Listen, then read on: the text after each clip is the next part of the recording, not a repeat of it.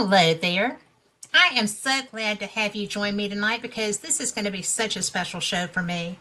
I am I am having the best day except for a flat tire in the middle of Birmingham on a Sunday afternoon with nobody to help you. But I'm resourceful and I got it done. And it was such a nice man who helped me. His name was Angel, and he will always be my hero.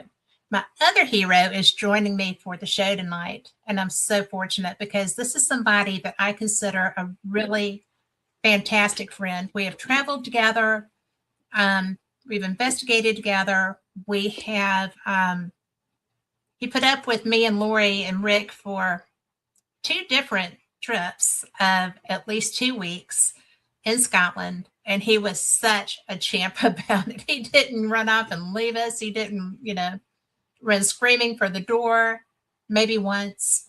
But he is just really somebody I enjoy so much getting to spend time with. And I just did because we had lunch last week. So this is my friend, Mikey Thompson. So, hey, girl. hey, Mikey. Hey. Hey, boy. Hey. How are you? I'm good. I'm good. Long time no see. Well, normally that would be true. Yeah. So that was a special treat when you hit the ham. I was glad to see you. I know. It was just like, hey, I'm so close to you. I can't be this close, and You would have heard about that. Yes, ma'am. I would have. Maybe hey, a little everybody. Bit. Look at Lori's here. I know. We're loading up here. Hey, Ingrid. So, hi, Jim. So we've got Lori. We've got Jim, who is the Lucier Mystery School. We've got Ingrid, and we've got all kinds of stuff that's going to be going on tonight because this is going to be a really graphic laden show. But in fact, my StreamYard was like, Chick, what are you doing? You've got plenty here. So, that was funny. But it's never done that to me. Really? Yeah, it's never done that to me. It was hilarious because I was like, and so then, That's all right. We'll crash it. It's all right. You know what? It'll just come back. Yeah, we'll be fine. So we got Carl running the show in the back, so we're good. Carl can keep everything working. He is so good at that. And yeah. It's funny because he really saves me from myself so many times. Yeah. Because, like on days like today when I'm all in a flutter, right? Because every place I went to the places my son used to work and they turned me down. What? And I'm like, two different stores, two different places that fix things. We're like, oh, Chick, we're so sorry, Yeah. And so the first time I called my son and I was like, where do I go if I can't go here? And because the woman didn't know me, right? Yeah. And Aaron said, well, we'll get that handled, Mom. Yeah. So, but I left. So, but it worked out. Be that person. It worked out. Everything worked out. You're good. Well, yeah, but it turned out that it wasn't a nail. It was actually one of those little screwdriver heads that you put into a change out screwdriver. Yeah. Wow. Yeah. And the pointy part, because it was a Phillips, the pointy part had gone into my tire and just the nub that holds it in the bit thing was what was at the top of, showing on my tire. And so the man, when I finally found this wonderful man, Angel, he was trying so hard and he couldn't get it out because it narrowed down and then spread back out. They had to take the whole tire off to get it out. And he fixed it so that I could drive it home. Wow. So they were able to patch it? Mm-hmm. Well, one of those pluggy things. Yeah.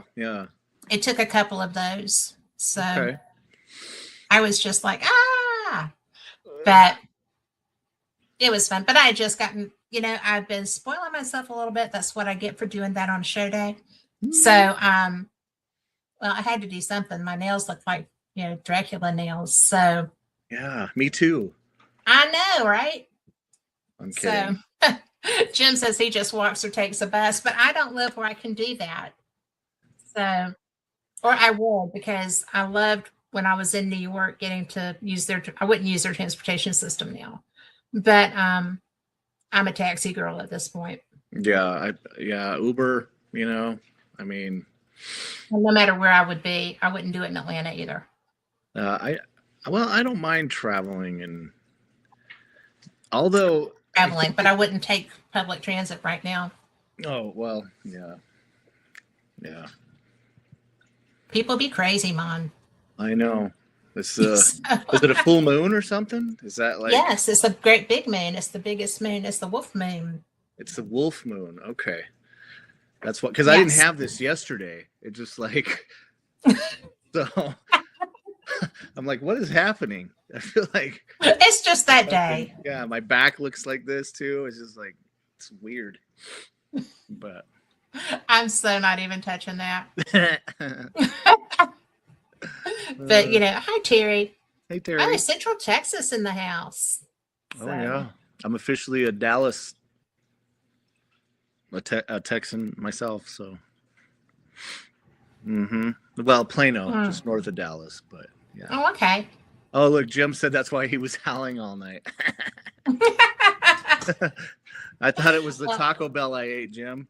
Am I allowed to say that? I don't that know. could always be That's the why I was case. howling all night. But anyway, Well, I've investigated about everything else, but not werewolves, so we can test that theory. yeah.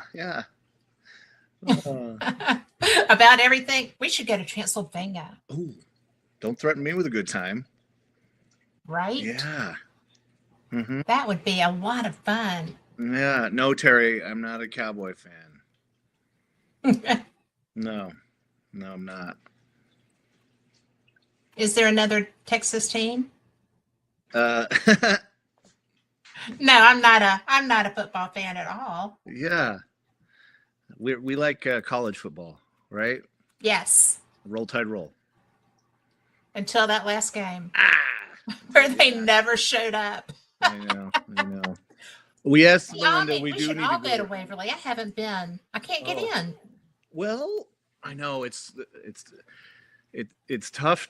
I mean, people are buying up the slots as soon as they become available. But when I Well, worked in Louisville, I went 4 times. yeah. Yeah, but I didn't book the entire place to myself. I did a couple of the public investigations, which were great. I mean, the place is so big. Yeah. But wow,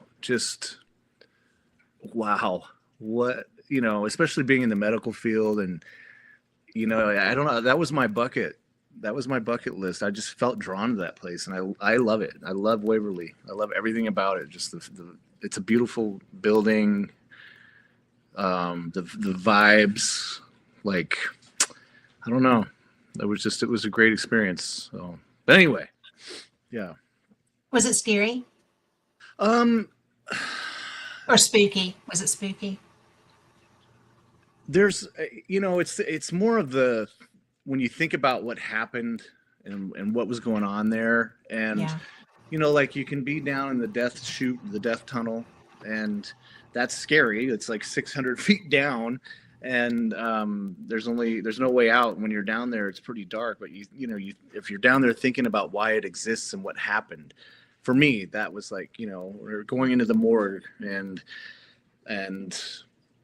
kind of like almost putting yourself back into that place, or up in the OR where they were doing these procedures, and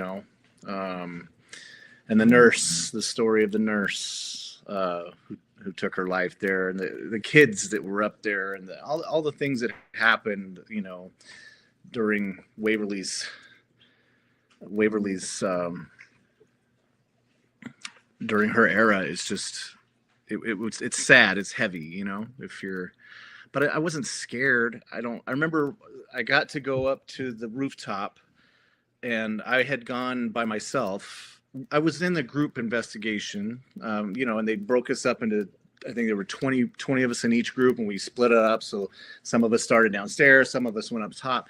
but they had some time where you could free roam, and most people were there in a group. I was there by myself. I had all my stuff, but so I went up to the rooftop and I just set up my equipment, and I kind of sat there and, was talking to the kids or whatever, or doing my thing. And eventually some people came upstairs to the top, another group, but they didn't know I was up there. And I guess I startled one of the guys there, and he was like, Oh no. yeah, I think my cat ball started going off or something. And they kind of jumped a little bit because it's dark. I mean, we're sitting in the dark, which is, I mean, that's what we do. But the guy said, "Are you up here by yourself?" And I said, "Yeah." And he goes, "Man, you got bigger, than Cajones." Yeah. And I was like, but it didn't bother me. I was just so excited to be there. Like, it is scary. Don't get me wrong. Like, we go into these places, you definitely, you get scared being anywhere alone, especially in a big place like that,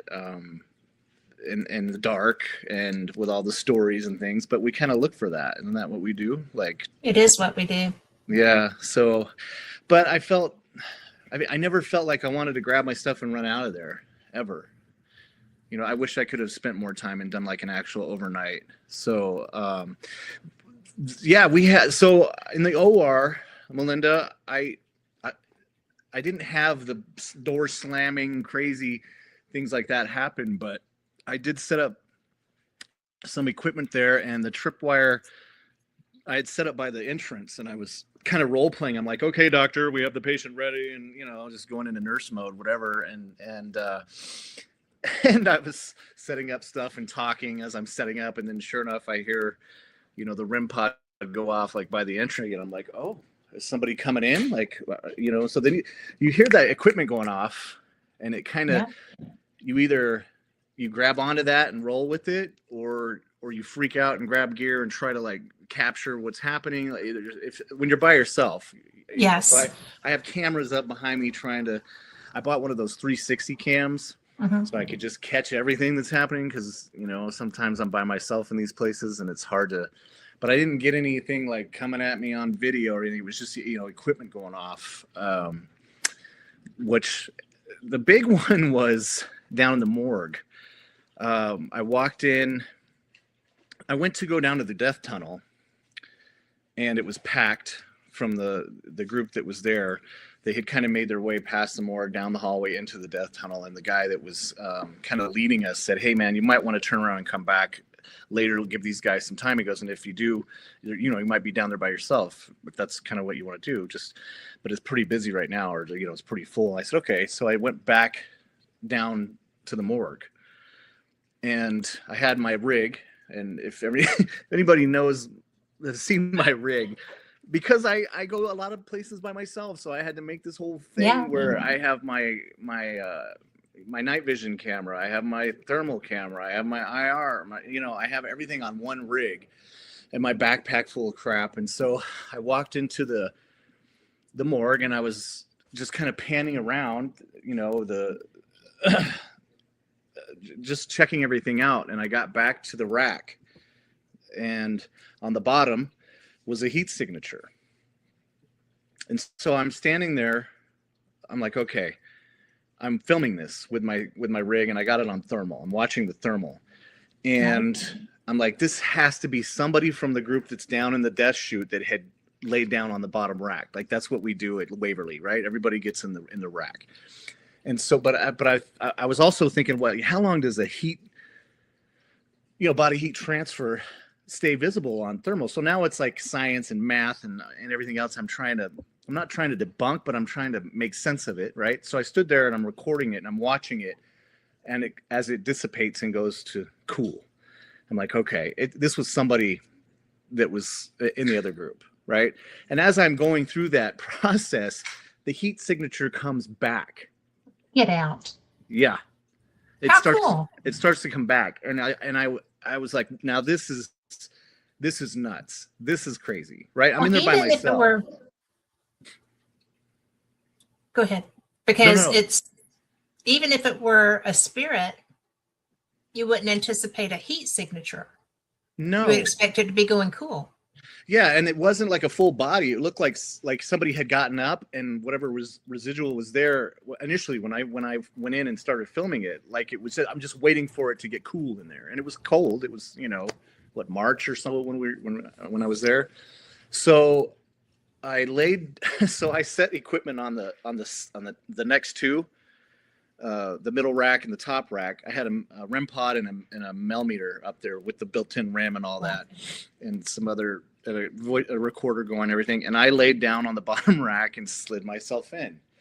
And so I'm in there, by myself, and the REM pod above me starts going off. And so I'm Get out. now I'm laying there. I'm a big guy.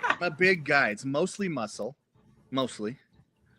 But either way, I'm on this tiny little rack, and I'm slid in there, and I'm like, I can't just jump up and get out of here, So I just laid there, and I was like, did a little, anybody else in here? Can you make the thing go off? But then other people started coming back in, so I scoot out to let them go. The interesting part about that whole story, though, was I went and showed the staff that thermal. I backed it up and I said, "Hey, I saw this in the morgue. What's your opinion on it?" And the first thing he said to me was, "That looks like a child's heat signature. That doesn't look like an adult. It looks like a child." And he goes, "And we recently have had sightings of someone in the 7 to 10-year-old range down here." And he goes, "So yeah." I thought, and I didn't even think about that. To me, when I first saw it, it looked like maybe an adult had been there, somebody had been there, and I was at the tail end of this heat signature.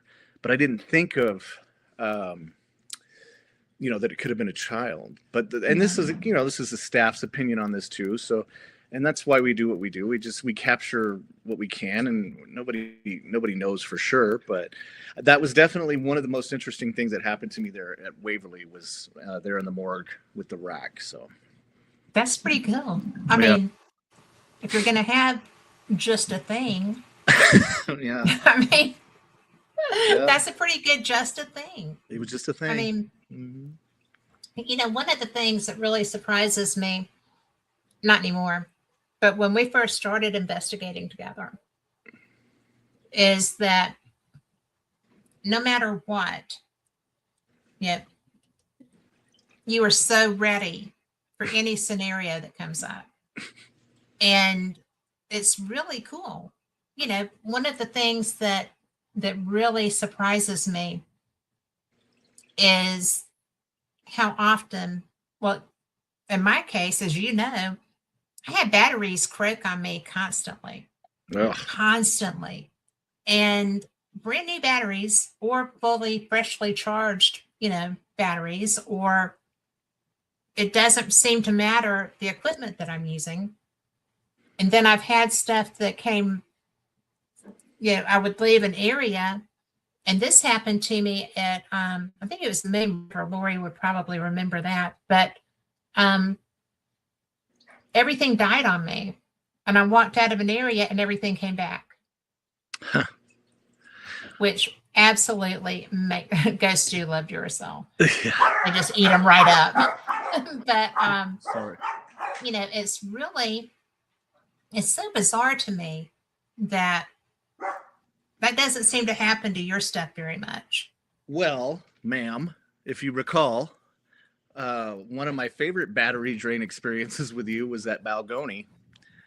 Well, that's true. When we had that just mind-blowing experience with Rick and Scottish Paranormal, and that whole, just after we lost the Laird, he'd passed away, but we got to do the investigation there, and we set up in the museum there, and I had put equipment. I flooded that museum with everything I could carry in a bag to Scotland. Everything. But when I was just literally with Rick yesterday, Rick McCallum. Yeah. I got to see him in LA. We went and had dinner with him and some of my members from Scars and their lovely spouses. But anyway, we were talking about this and how the rim started going off, fireworks, and then the Mel fireworks, and the everything's going off. The K2s are lit. You pulled out your handheld camera, Oh, that was so annoying. battery gone. Battery But it gone. wasn't. Well, but It was remember, the battery never died. It but just you put another one in. Camera came on, yes, but died. but the same battery would come back on too later. Right, but remember, I happen to have the same camera. Yes. I had two batteries of my own charged up.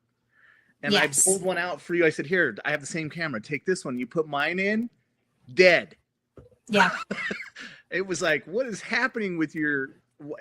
Well, but it was in the midst of that. And one of the things that really got me was, and I've talked with the other people that were in that room. Everybody to a person commented on how it was almost like a Jacob's ladder of power climbing the antenna on that REM pod. Okay, yeah. Yeah. That doesn't show in the video. No, but no. The lights do. Yeah. But the power climbing does not show in the video. And I'm trying to find that. I'm trying very hard to find that video. Uh-huh. Because I was just looking at it yesterday and I'm not seeing it in my assets here. So, but I will find that before we go off the air, because it blows my mind. I think, for people that are looking for paranormal experiences, I mean, we all have our stories and the reason why we're here and we're doing this. And Right. And Rick McCallum is probably the most seasoned paranormal investigator we both know. Yeah.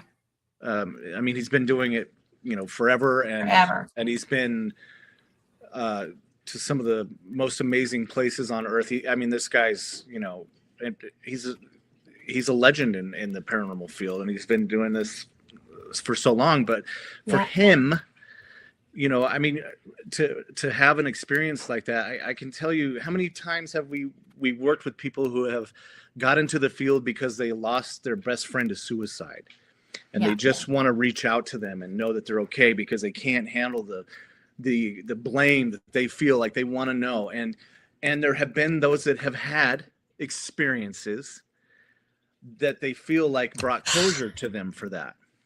And that's this is why we all do this. We're hoping for that moment, or that type of experience. I would say the majority of us are, especially the ones that are in the field because of something like this. But Rick was very close to the Laird, and they just hit it off. They didn't really even, they knew each other for a while, but not like it. Just like the first time they met, they just connected. And so it was a big loss to Rick losing the Laird. It was a huge loss to all of us. But he and Rick were very close. So to have that experience that night with all the equipment and everything that happened, and that group that was there with us that got to experience it. Yes. I feel like that, even Rick said after that and everything that happened at the cemetery in Inverness, he was just like, I'm done. I could walk away right now and have completed my paranormal journey, And so it was just, and I have never seen anything like that up until that night, and I haven't seen anything since. And I don't, you don't know if you ever will. People. You know what I told him that night? I told him that when he said, I can quit. I'm not. And I was like, no, you're not. Yeah. Because now you know. Now you know. Yes. We know. That was so obvious. There was no way to debunk that. There was no question that was responsive. And I felt like that after Balgoni. I did. And yes, Melinda, I did. And I was just so blown away by the fact that this was really happening. There are places that I've been that I know were haunted, but they weren't. This is going to sound terrible. they weren't special. They weren't individual. It wasn't something that I was getting responses from. You know, there's what um, always at Old South Pittsburgh, always at the Old Paulding Jail, and always when I've been to Balgoni, something has happened. Yeah. And but there's not that many places other than those that I know I'm who's getting the response that the response is because of me. Yeah. Yeah. And I think it's so cool when Ohio State, yeah, that's true too. But reformatory, not university. But that place, they love Lori there too. But you know, there's just places that you absolutely know, yeah, this is somebody trying to talk to me. Yeah, I agree. I don't know that I've had that full on like Rick with the Laird experience. Mm-hmm. I had you haven't done it as long as Rick. Yeah, I never will. But like you said, I think there are things that happen at places, even though it's not like someone specific. It's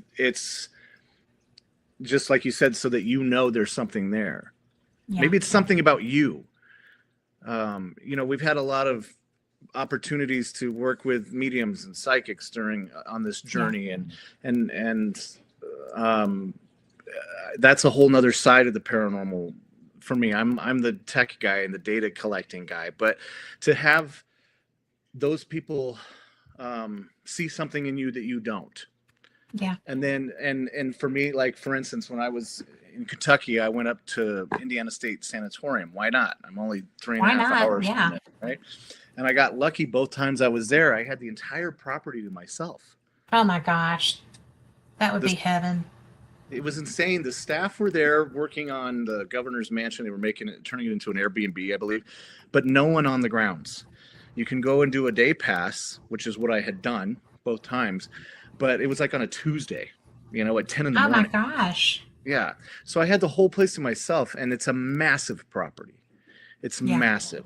And so for me, I went through the tunnels. I went through every building. I went into the nurse's station, of course, because, you know, I'm a nurse. Yeah. And so I wanted to set up in the octagon. I call it the octagon there. Kind of, they had like a nurse's station in the middle of the, you know, you could see each wing, and I set up equipment there. But I felt that, again, that personal, that connection as far as like the medical field goes. Mm-hmm.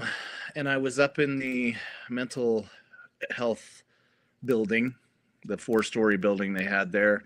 And, you know, like you were saying, like you were asking earlier, do you get scared? Like, was I scared at Waverly? I wasn't so much scared, but I'm not going to lie and say that I haven't been in places where I've been scared. But what I do is I'll walk through that entire property. And when I feel that in my gut, where I kind of want to turn and run, that's where I set up. Yeah. Because I feel like that's my body telling me, you know, hey, they're here. Something's going on, right? So set up here. And I did that there in Indiana State, and I sat in the little common area, which was kind of in the middle, and sure enough, I had equipment going off like it was coming towards me down the hallway. And so again, did you use your light path? The strip? Yes. Yeah, I've used that a couple times, and I think the most I've ever gotten out of it was at Waverly. When I set up in the OR, I had that strip laying there in the entryway, and I got some hits on that. But I've just, you know, I wouldn't say that the equipment doesn't work. I just say there was some, like Rick McCallum, for instance, keep going back to this guy, but he's the K2 master, like the old school K2. And that's just his thing. Like that, it doesn't matter where we're at. The guy gets hits on that thing. He does.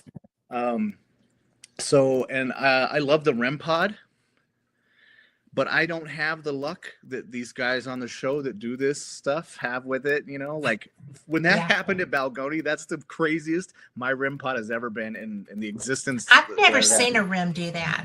Mm-hmm. I'd never seen a rim do that. And, I found it interesting with all the stuff that was going on in this room.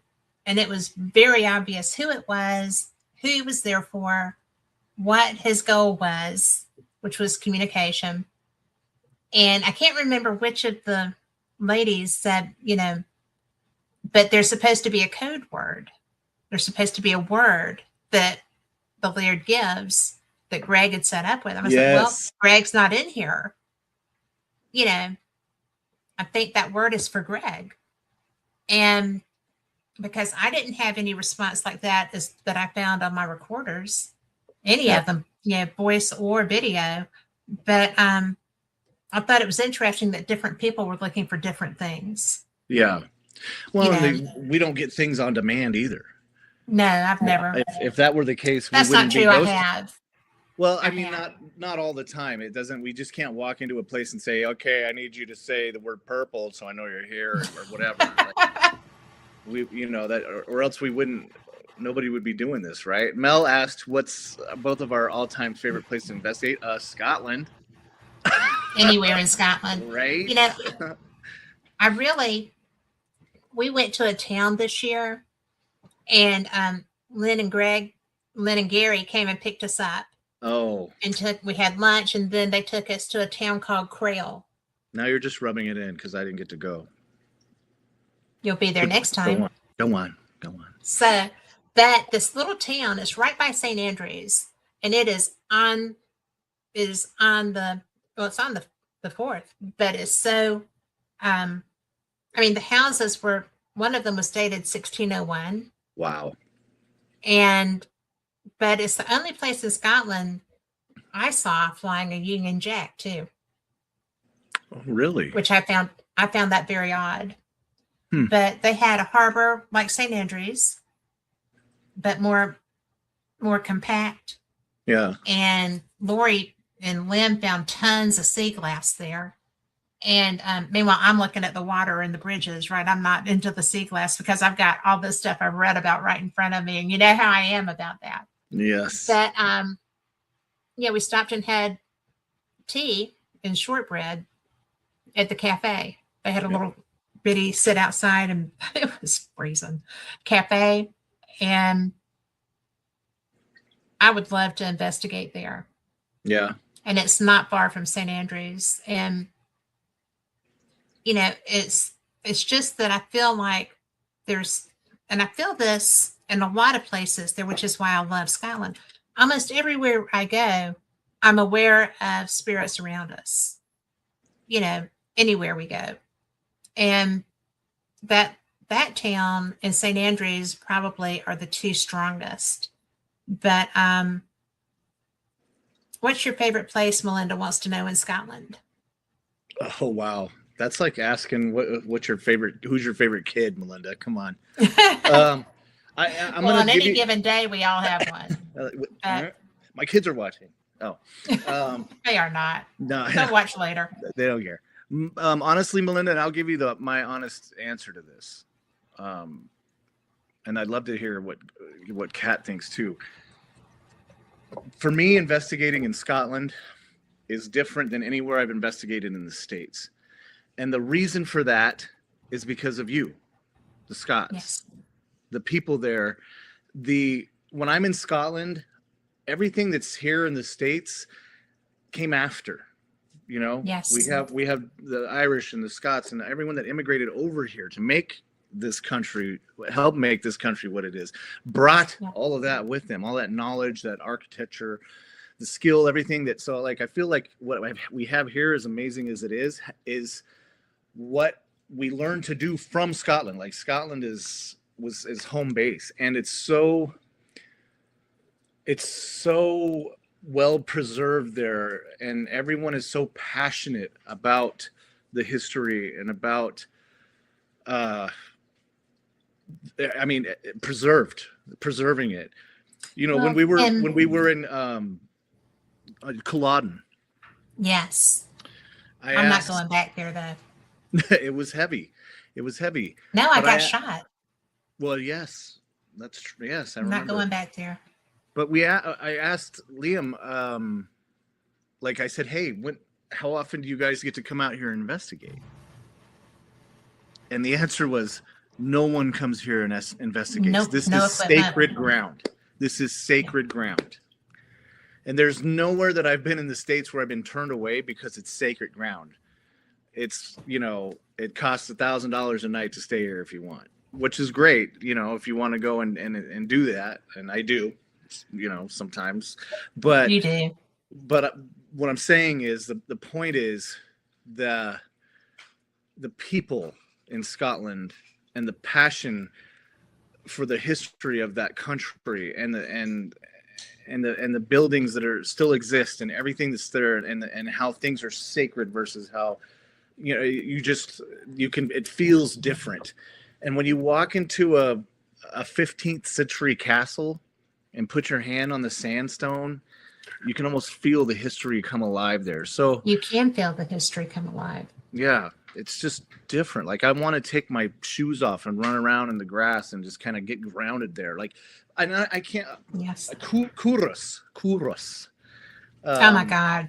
Kuros is Kuros. probably my favorite place that I don't know. I mean, I just think that it was so powerful there. But my favorite thing about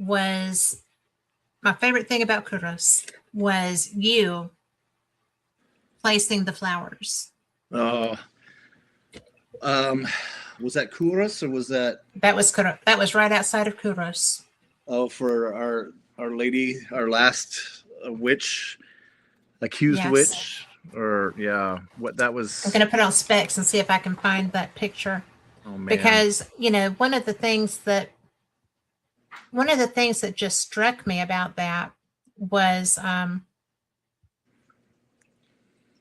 there it is. Oh wow! One of the things that struck me about that was that to a person, when we heard that history, all of us were her. All of us were we couldn't stand what happened to her. Right. And we had horrible witch trials here. And it was just hideous. But they've opened now a witch trials museum in Scotland. And Linda's brother is the person over that.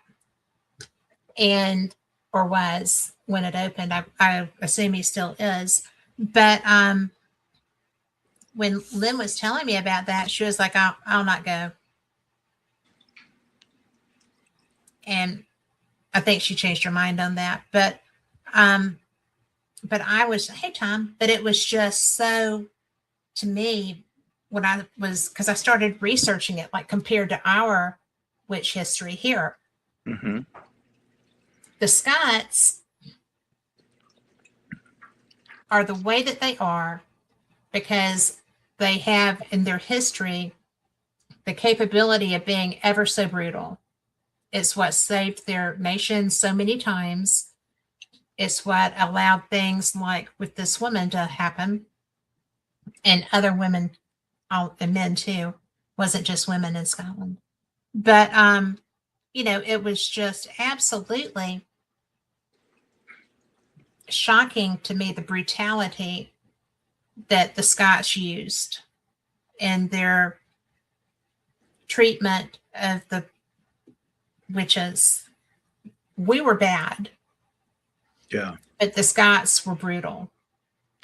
And that's one of the things that I think still runs in the Scottish body, is that power and character, that the same thing that allowed the negative has also served them so well. because they are fierce and they are powerful and they will they will defend to the end. Well, they're passionate. And They're with a passionate. passion. And I don't think that I know we don't have many people with that strength of character and that passion Yeah. to do whatever it takes. I mean, we were talking about Culloden. The 450 English died at Culloden versus 1,400 and something Scots.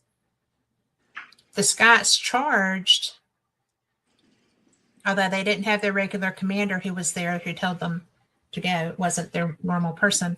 But 1,400 and for 1,440 something Scots died that day versus 400 English. Yeah. Massacre. Brutal massacre. And, you know, they didn't stop. You know, that's what got me, is that they just kept fighting, even against those odds. Yeah. And those English were so brutal that they went and killed the families of the people that were there fighting. Yeah. Just kept going. They didn't want well, I mean, they found out who it was that was fighting at Culloden, and they went and killed their families just because their people were there. Yeah. I'm not a big fan of that. No. But that, like this picture you put up here, you know, this is a marker. What we're looking at right here, this is it's like a grave marker. This is where it is a grave marker. Yeah, and so I don't know, but not too long ago, you know, it wasn't very long ago that I myself wasn't at a cemetery putting flowers on a grave for someone that had passed away during my, you know, close to me. So this picture and this story that you were talking about, it was important because this woman was killed how many hundreds of years ago? And 5. And at that moment, no. Well, yeah, it was centuries ago. But at that moment, that group of us that were together there, and the people from the area, the first thing they thought when, you know, they saw me break out the little drone was, is there any way we can get flowers on that grave? Yeah. Can we please get flowers on that woman's grave? When's the last time someone paid respects to her? Yeah. This woman that was murdered for you know, allegedly being a witch. But that was the importance, like you were saying, like you go back to Culloden and the fight and these guys and the passion that they had, just as they just didn't stop, and it was the things that was important to them, you know. And just like the flowers were important to leave for this woman hundreds of years later, and we did it. I still, because you did it, you know, but with a lot of cheering behind you. But, you know, in fact, because nobody thought that those flowers were going to drop. Yeah. Guys, he had his drone up. Daisies? Go ahead. Yeah. Little baby daisies. And it was so precious because he was flying them. And we didn't think that the drone was going to release them. Well, we had him tucked into the landing gear of the drone. And so he's sitting there and he was so determined that he's got his drone going. And it did. Yeah. It did. Yeah. And you were so successful because you were determined that that was going to happen. Well, you know, like when this whole thing started, I thought it'd be really cool to get a shot of that from the drone. You know, that was not my idea. Yeah. But it was a beautiful idea, and you succeeded with it. Right. But after the fact, you know, you're almost embarrassed that you didn't think of it. But to be a part of it, you know, like, well, I mean, like, I guess that's the difference, right? I'm over here with my drone and my cameras and my this. I'm like, well, I want to get a cool picture of this. Whereas the people that lived there and are passionate about the history of this rock we're looking at say, that's great, you have a drone and a camera, this, can you put some flowers on there for her? That's the Yeah. difference, Mel. That's what I'm talking about. Is Yeah. I run into a building with all my equipment and my gear, and I'm, you know, I should say that was the old me. I would, when I would, I would go in looking for answers and things. I have since learned in my time investigating to appreciate the history of the buildings and the people that were there before, and have the passion about it, just like you guys do, every day with things like this. So it was absolutely an honor to do that and to be a part of that, however many hundreds of years later. And they didn't even last on there long. They fell out of the gear and they laid there for a minute, and the wind came and carried them away. And it was enough. We got flowers Well, on I the think that was kind of poetic. right. Yeah. Yeah. Yeah. Yeah. So it was it was an honor to be a part of that. And it was an honor to be asked to do that. And that's what I love about Scotland, Mel, is that passion. Like Kat said, the intensity of these guys in kilts trying to trudge through marshes and bogs to fight the English for their land. From those guys to the people with the bleeding hearts for the ones that were wrongfully taken and they just want to simply pay respects to them and put flowers on their grave. Because there's a method to do it. Yeah, and you guys you fill the spectrum. you're on both sides of it, but it's no less intense on either side, and I just love it. I love the passion there. Well, that's because it's beautiful. Yeah. And I would say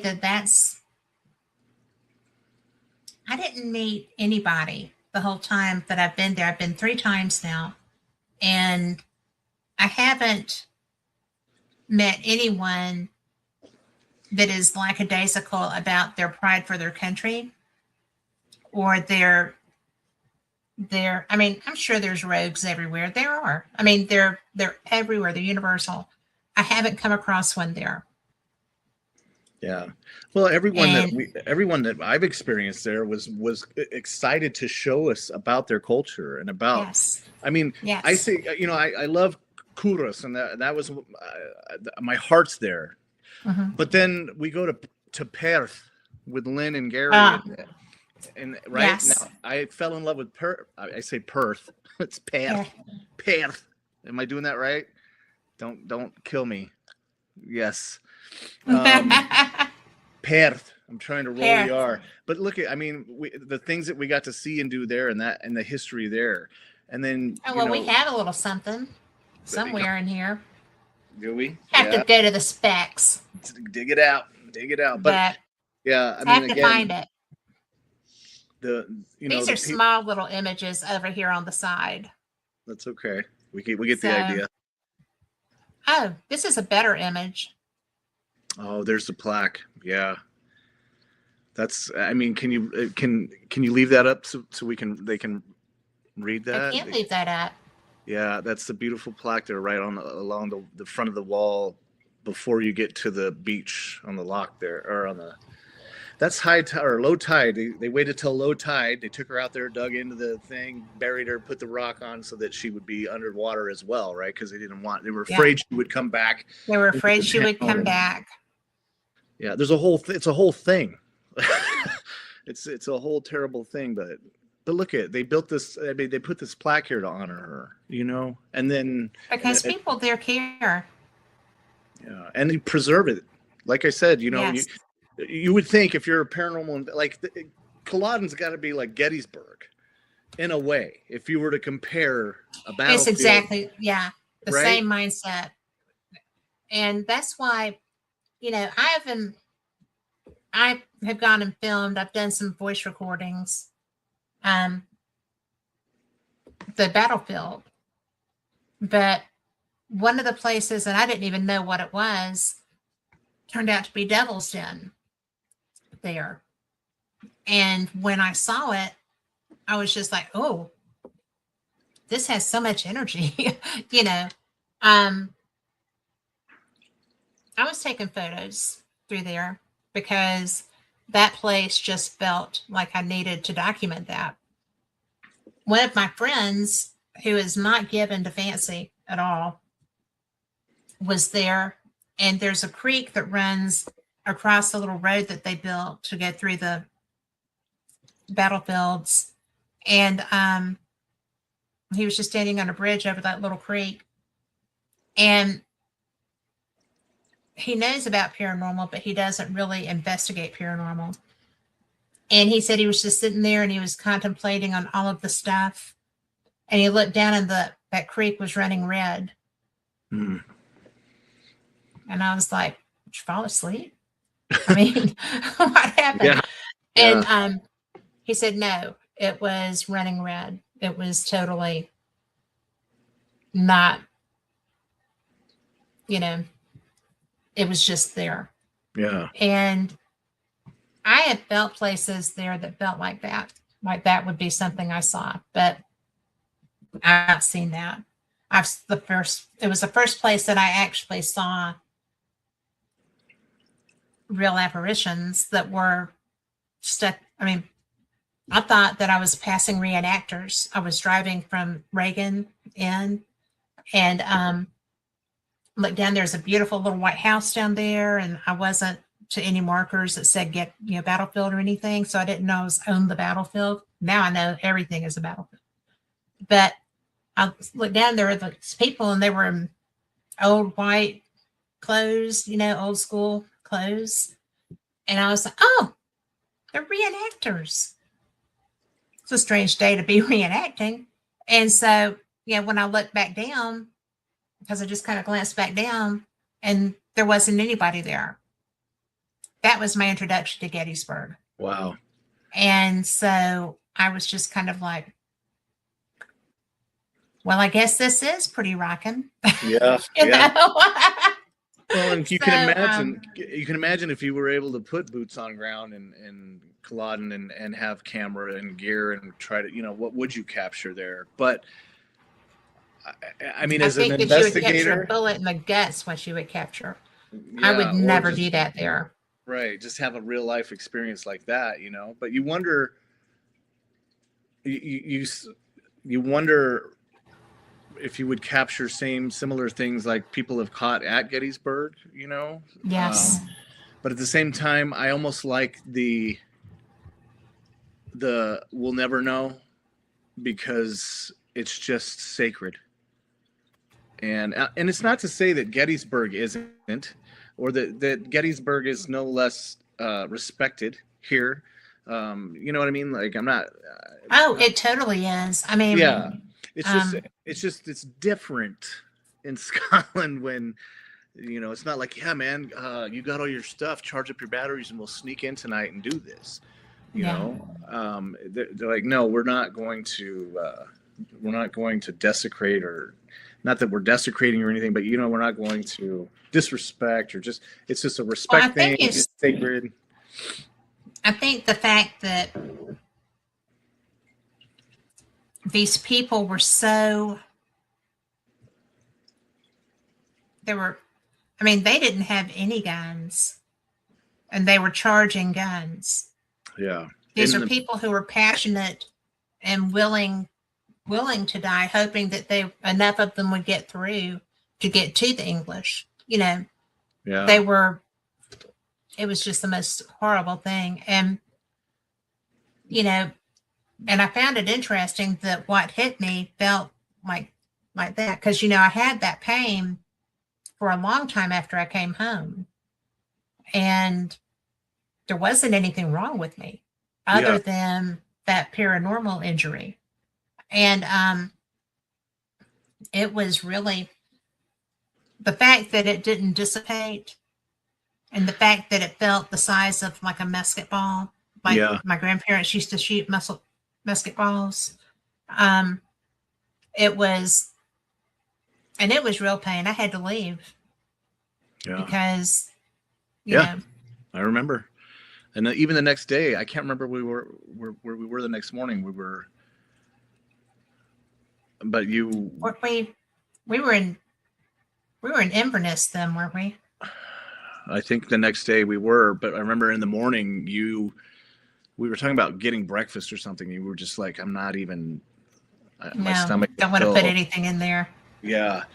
That was, That Jim and you that's know, if asking, I'm not eating, there's something going on. Not yeah, especially breakfast. I'm a breakfast girl. yeah, beans and bangers and Mm. haggis. Come on now. Oh, You're but the is that goofball that ate haggis our first day, you got to ever try? our You were first in day. Scotland. You got to try it. Is that Your Jim face that? was, I've got the picture of you doing that too. I should have put that in there. I didn't know we were going to talk about that. I was But that nervous. face was like, I know. I know. But it wasn't bad. It's a little peppery. I mean, it's I've had it's worse dry. things. It's so Yeah. dry. Yeah. Yeah. I, Every I, piece I I had was dry. I'll do it again. I'm not afraid. I'd do But it again.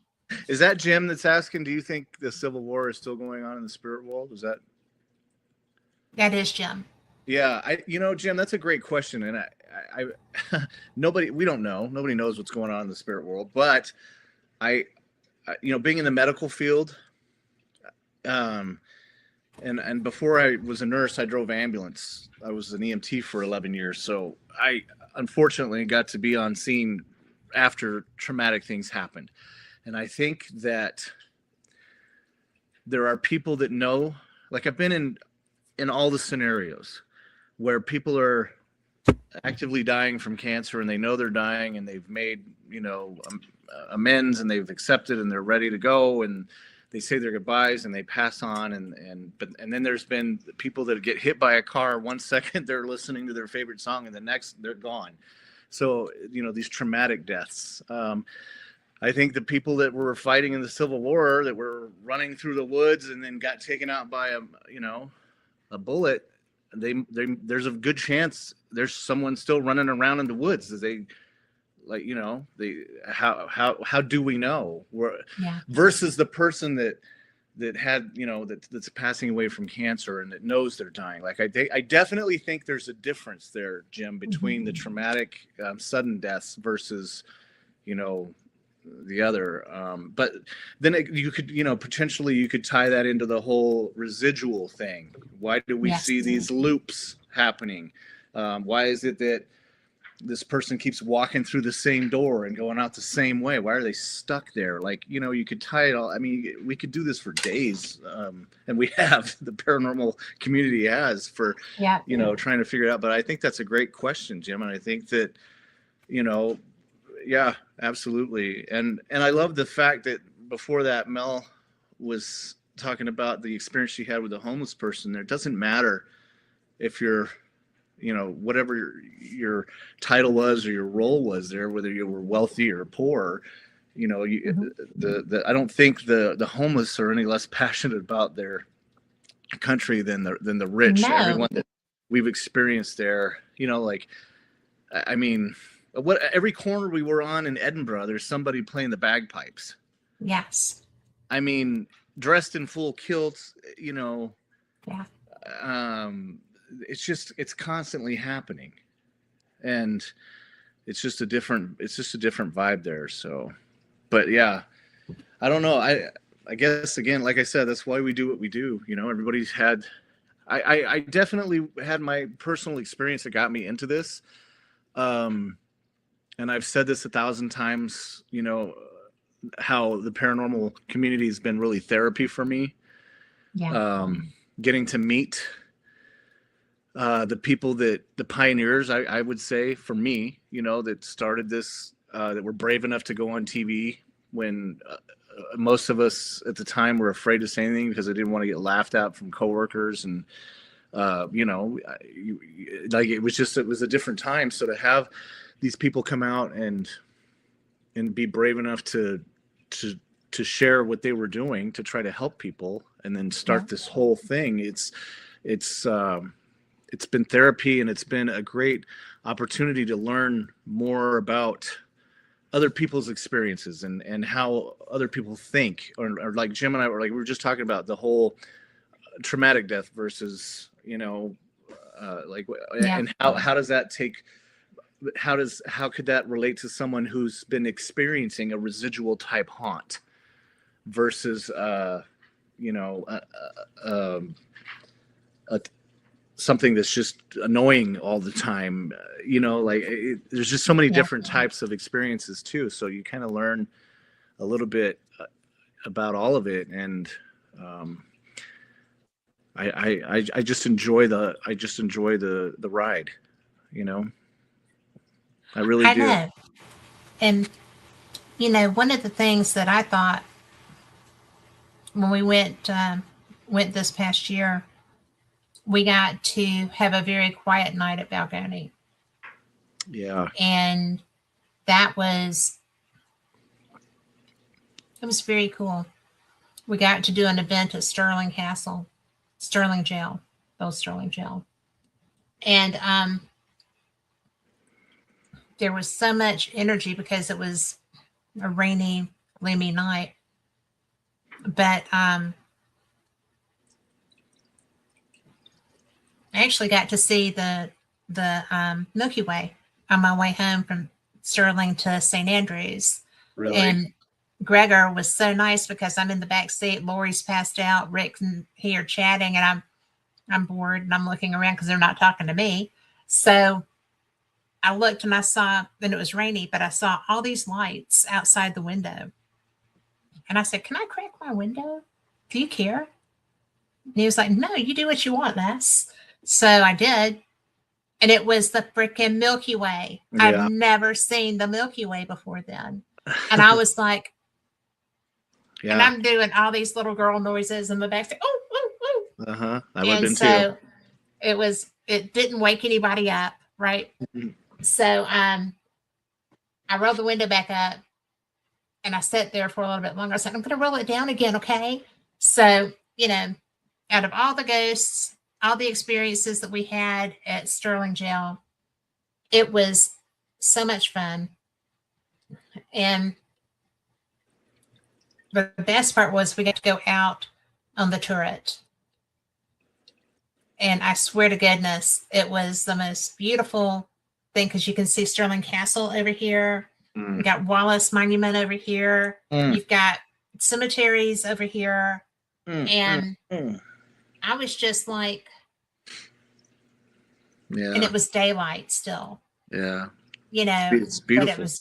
it was getting dark enough that they had the lights in the castle. Yeah. So you could see the gold. And I was just kind of like, oh my God. Yeah. I had the best life in the world. I mean, Yeah. Yeah. it's just But the people that live there get to do that whenever they want. all I'm the so time. jealous. I'm so jealous. And Lee Mel lives asked, there. yeah. So Do we feel like the paranormal community is getting even greater? Like more people seem to be opening their minds and questioning their concept of reality. I think from like Kat and I's generation, I came from a generation where when I saw things as a kid, I was told to go back to bed, that it was in my imagination. yeah. And I think that our generation more so embraced the what is it that you saw, Mm-hmm. and tell me what you heard versus tuck it away and then live with that trauma, because Yeah. we understand that. But I wouldn't be on this show right now if the paranormal community wasn't getting even greater, Mel, because Mm-hmm. I'm a fan. I'm a fan. I'm a paranormal investigator because of my own personal experiences, but I'm a fan of Kat's. I'm a fan of Rick McCallum's. I'm a fan of everyone that I've had the privilege and honor to come along this journey with, the Andrea Perrins and the Bloomkeys and the Burnses and the Yes. everybody that I've met along the way. It's been because, and all of my family in Scotland, all of you there, has only been possible because of the greatness of the paranormal community. It's not because why would any of you guys look at me and try to rise me up to this level as just some guy that came in with an experience, watching TV shows and going to Paracons, to try to help me, through my thing. That's what we do. Old Paulding Jail, Yes. Shelley had an event there, and there was a group of kids that drove over 3 hours to come to this event. And by the end of the night, they had all opened up and shared the reason why they came, because they were having an experience at home, but they were afraid to say anything about it because I think the youngest one in the group was 17. they were young, 17 to the, early 20s. But Wow, something that is happened at young. home and they didn't know what it was. They went to an event where the connection was made. They ended up at the jail. Boom, boom, boom. But because everybody welcomed them and listened to them and heard their story and kind of made it, we tend to make it about you at that moment when Yeah. and what happened to you, and don't be afraid to say it. That's why you're here. We're not going to judge you. Like I don't feel judged in this community, which makes me Mhm. want to do more.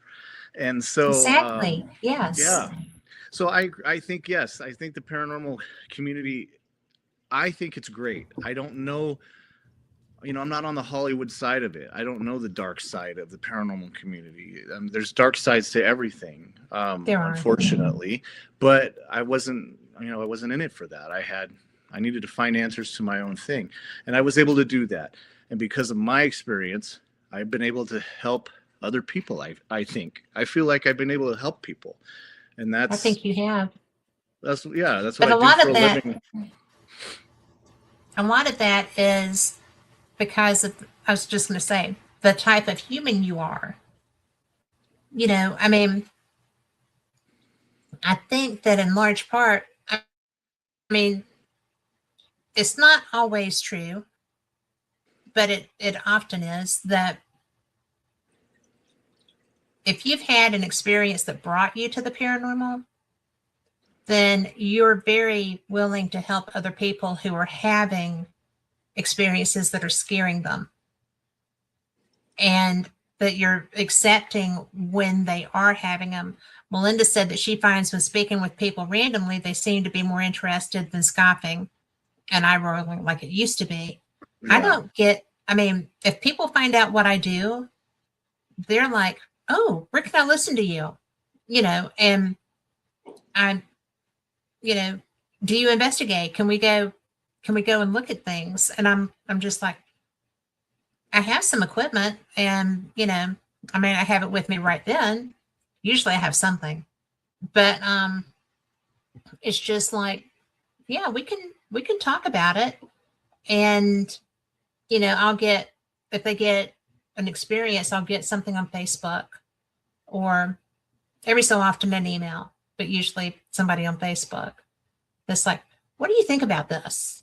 I'm like, well, depending on what it is, I'm like, well, it sounds like you've got somebody that's really interested in you and your home, or oh, let me give you a number, But I yeah, I think because they'll need something that I can't do, and I just think that old school methods work as well as newfangled methods, and but I think that we stand a better chance of seeing with newfangled methods than old school methods. We can communicate with both, right? yeah, But I like to get video evidence. I like to see what might be around me. yeah. And I love when Lori has her SLS because she gets a lot of activity with that. That's her She's good with piece. an SLS. Good with the SLS. Well, the whole, But to go back to the scoffing thing, Mel, and like how I agree with you, but even, I started this journey sharing the story of what was happening with my family with a yeah, coworker. I'm at Steven's house right now, Steven and Susan, and Steven is the co-founder of Scars. He's the one mhm, that pushed me to do this. yeah, He didn't laugh at me and say you're crazy, whatever. He said, well, Mikey, there's a paranormal group here locally. Maybe you could reach out to them and see what they think about your story. And and I was like, really? Like, there's ghost hunters here in the area? And he goes, yeah. Then he went on to share like my sister's friends with him, and they've done, like, he made those connections. I would have never done that if I hadn't have shared that and right. had Steven here to tell me, hey man, yeah, I just, and what of all the people that I could have told that story to is going to be Steven, whose sister is friends with a paranormal group in town that's local that can take me and do this, and like, what I mean? Like, it all spiraled into this. So you Well, can't if be you ever afraid doubt that things happen the way they're supposed to, that's a good case in point. that's why I'm here right now, because of Yeah. that story. I had a friend. I have a best friend. Yeah. And what do we do with our best friends? We tell them We trust everything. them. We Yeah. trust them. I trusted him with what was happening with my family. He didn't scoff at me, Mel. He didn't laugh at me. He didn't make me feel like I was crazy. He tried to help me. And that opened up a door, which opened up another door, which opened up another door, which here we are 25 years later. I just walked through Kat's door. Yeah. Onto the show. And it's all because of, those little connections. And don't be afraid, if you're going through something, to talk to somebody about it. You never know what, there was a reason why I told Steven about that story. There was a reason why Steven and I met. I needed him at that time. I was going out of my mind with what was happening at home. I needed that. And he was the one, he had the answers, or, to get the ball rolling. So I love our community. I love everything about it. I love it too. And I love that it's getting, again, like you said, because of the pioneers in the television side of this, there's so many, but Grant and Jason, and, people laugh at me about this, but Zach Bagans, you've got to remember that he's a drama major. He is an actor, but he also has a real thirst. And I don't always agree with his methodologies, but it's not my job to be his policeman. And I think he pays a price sometimes for the methods that he uses. But I do think that all of these people, then you've got the Ghost Brothers, they came out also in a community that has no interest in that on a daily basis. And they were willing to put themselves out there as well. Yeah. And, it's really something that they had to overcome a lot. All of them had to overcome a lot of prejudice. And, there's a lot of people that have come along with, especially, Grant and Jason, and now of course they've separated, but everybody that there's a lot of stuff still coming out of that relationship. Right. And I just think it's cool. Melinda said that she shared an incident with someone on Facebook that had happened to her at Greyfriars, and that person led her to Scottish Paranormal. I wouldn't have met Scottish Paranormal if it hadn't been for Rick McCallum. I wouldn't have met Rick. I wouldn't have met you if it weren't for Rick McCallum. I wouldn't have met you if it hadn't been for Rick McCallum. I wouldn't have met Rick McCallum if it hadn't been for Jamie Montgomery, who was friends with Kat and Shannon and the Porterville Ghost Society. Like boom, boom, boom, boom, boom, and you can trickle it down to, but each one of them, nobody was ever like, oh, don't bring Mikey back because he's just he wants to have a TV show or something, or what I mean? Like everyone that is in that little web of ours knows my story. And you and I have shared stories, and Rick McCallum, we all know Rick's stories, and the ones that he shared with everyone in the books, and the ones that maybe not everybody knows, but and so yes, it spirals like that, and I've never felt unwelcome. I was just with Andrea and Chrissy right before Christmas, having dinner. They invited me over to the house and cooked dinner for, we're gonna share a little bit of that. You hear? Yeah. So there y'all are cooking dinner. Yeah. Yeah. Just in Georgia, right before Christmas. I mean, oh, there's being Peanut. I had to put this up. I know, she's such a cutie, little Peanut. Oh, there's Anne. There she is. Yes. And she is listening. They both are. And I'm sure he Uh-oh. is too. So, hey, girls. Hey, Hey, girls. girls. Hey. Hey.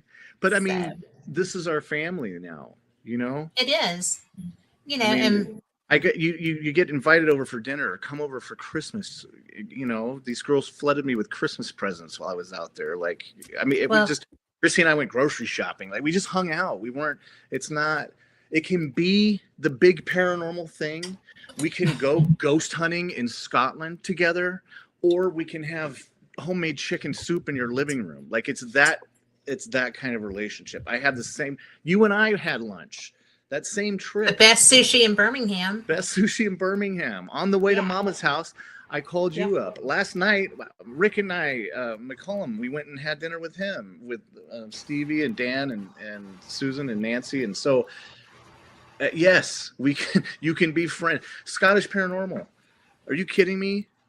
I probably gained 20 pounds when I was out there because Gregor keeps making me eat fish and chips and butter bread. And, it's insane. Like Lynn and Gary, everybody Yes. out there. I can go to Scotland right now and I have family there. I have a roof over my head there. And it's the same for those guys that they come over here. Absolutely. Yeah. Well, and yeah, Tom wouldn't know you if it wasn't for Denise. I mean, it's just there. We all have. That's true because it is, and Denise is one of those special people too. We met doing radio shows, and she is one of those people that she is going to come and find you and meet you. She is a face-to-face girl. And so, I was in Arkansas. She came down, and saw me when I was down at Eureka Springs was it my first time, Tom? I think it was. And, I've been so blessed to get to meet all these people. It is a web. It is a beautiful web of humans that have spirits that are interconnected. And it's just a beautifully woven tapestry. And, you're always going to have people that tend to go to the dark side a little bit because of the nature of what we do. I'm not that person. I don't like the dark side. I try to bring, light because that's my power. And, try to keep things on that level. And, there's only been a time or two that somebody was dark enough that they affected how my light flowed. It happens. Yeah. But you recognize that and your friends help you with that. Yeah, and it doesn't end. Like Rick and I were talking about, Tombstone. We were down there. We did an investigation at the Undertaker Coffee there, and there was a young boy there that was his parents brought him.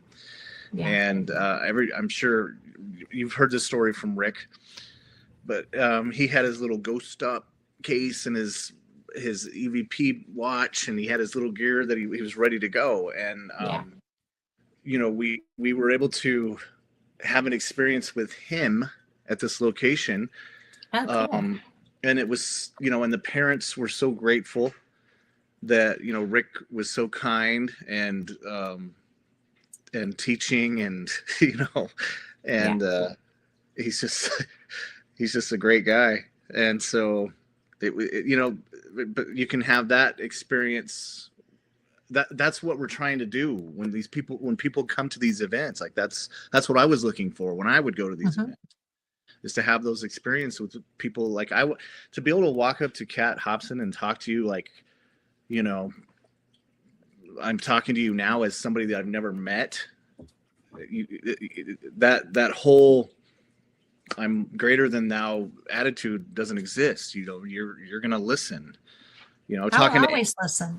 Well, yeah, talking to Andrea when we go to the events and she's standing there at her booth, the line is so damn long because she's hugging and kissing everyone. Everybody.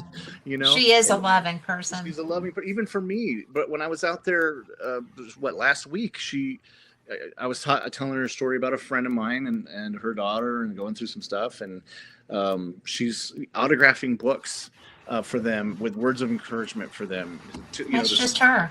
Yeah, and she did that for me for a coworker in Texas, and like, yeah, that's just her. Rick was signing books for everybody. You know, it's just I could go all night on this whole show about how generous the community is and people are and how loving and how fortunate I've Yeah. been.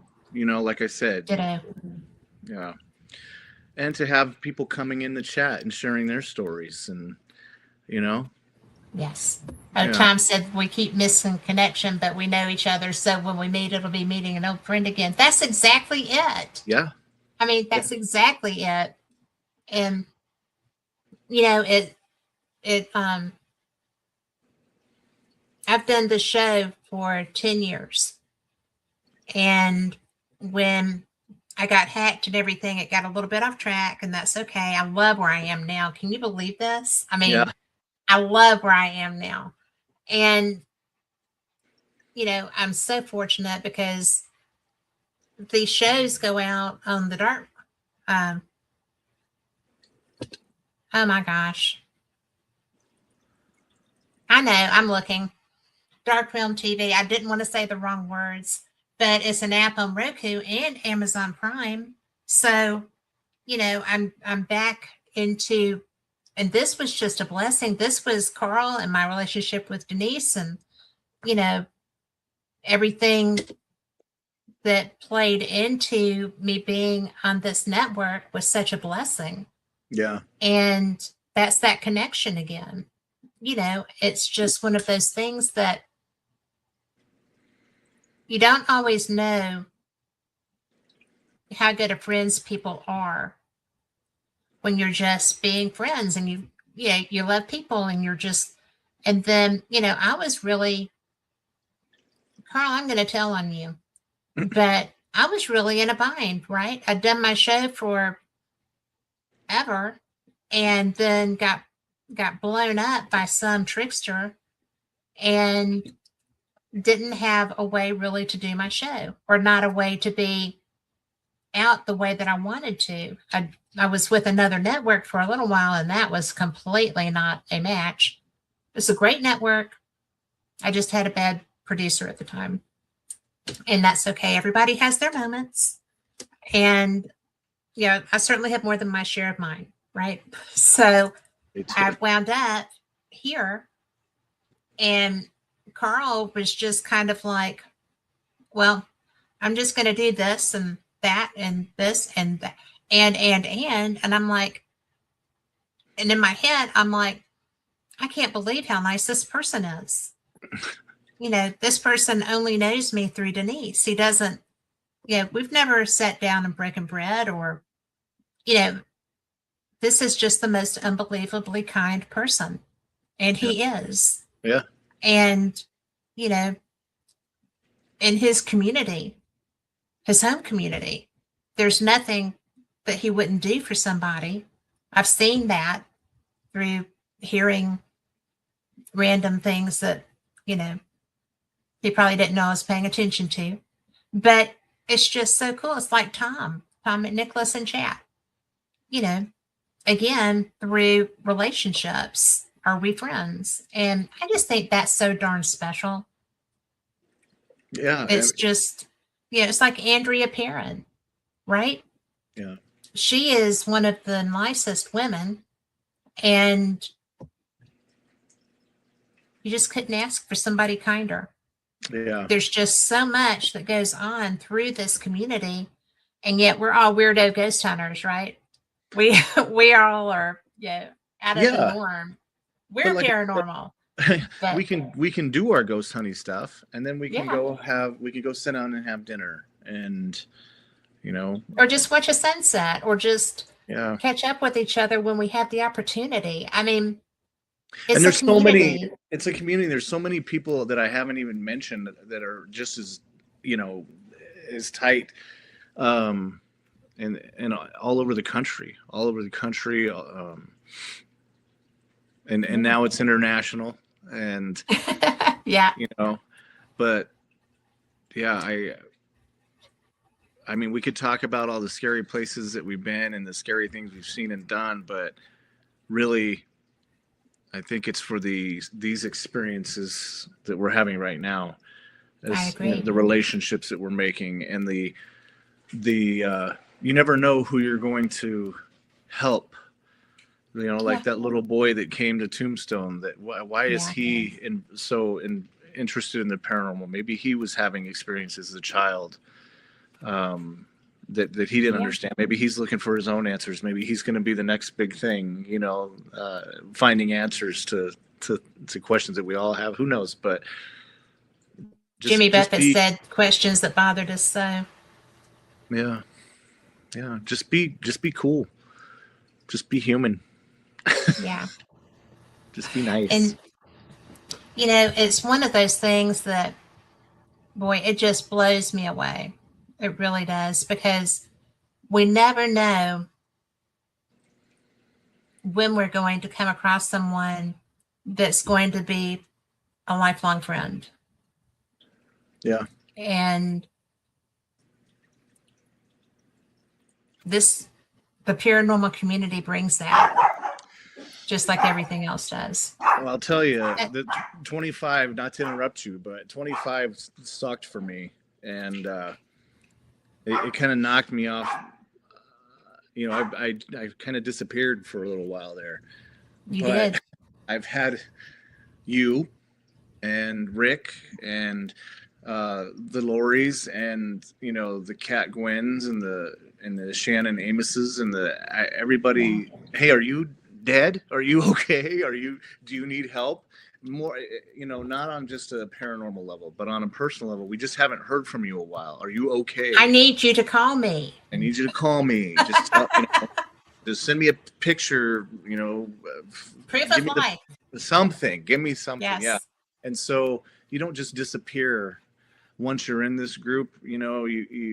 It's like I said, you find, it's a family. It's a family. It is. And so I'm very, you have no idea how honored I am to be a part of this, and how loved I feel from everyone. And it's a beautifully overwhelming thing, It's And supposed to be. yeah. But So there's a reason people care about you. well, yeah, we get to know that human side. We do. Yeah. And so Jim said the dogs are chasing a chupacabra. Oh, you Those can were hear the not my dogs. dogs this time. Yeah, that's. I have two those are the dogs in babies. this house, and they're both a They're- little it's- bit rowdy sometimes. It's the wolf but- moon. That's why It is the it's wolf moon. It's Was that you behind that beard they were chasing going me. off like that? Yeah. Hey, Carl, I got to say something to Carl. I was just looking at a video in here last night, the one that is not new, and I don't see it now. Do you see it? It's Mikey's video. Carl knows everything, guys. If anybody can find it, he can. I saw it last night. I just looked at it last night, but I don't see one in here that's long enough. Which video was it? It's the one that you did in Scotland. Ooh. Of Scotland. The little drone one? Mm-hmm. Oh, I just had it last night. I was looking at it. Yeah. I just have to find it. But anyway, Mikey is the best drone operator I know. And he's pretty darn good at doing other things too. So it's not just his equipment. It's not just, although he does look like Rocket Man sometimes when he's going into an investigation. yeah. And it's really cool. It is really cool. But I think it's one of the greatest things ever when we're sitting at dinner and this person has taken a video and one of the people viewing it says, "Oh, You cannot have done that. If I saw that, I would have to take you to jail or Oh, whatever he said. And yeah, I was yeah. like, Oh, yeah. oh dear, oh dear. Mm, And yeah, it but was perfect. it worked out. It worked out. I know what It not did to work do. out. It Yeah, did work out. yeah, yeah. But let's see. Was that 2025? It was, right?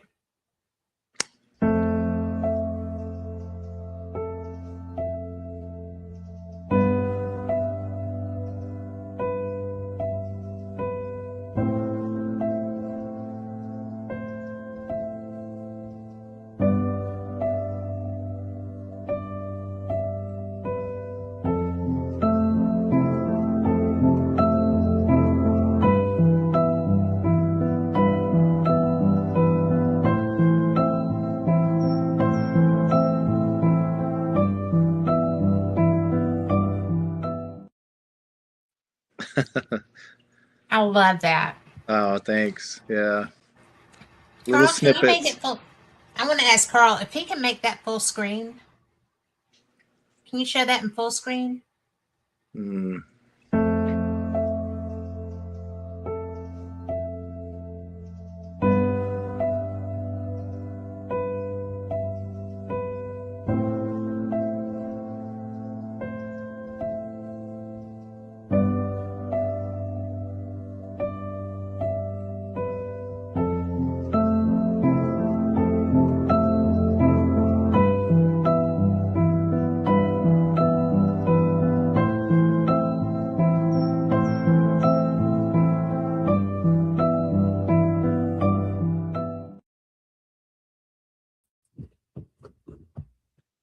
There we Yeah. are.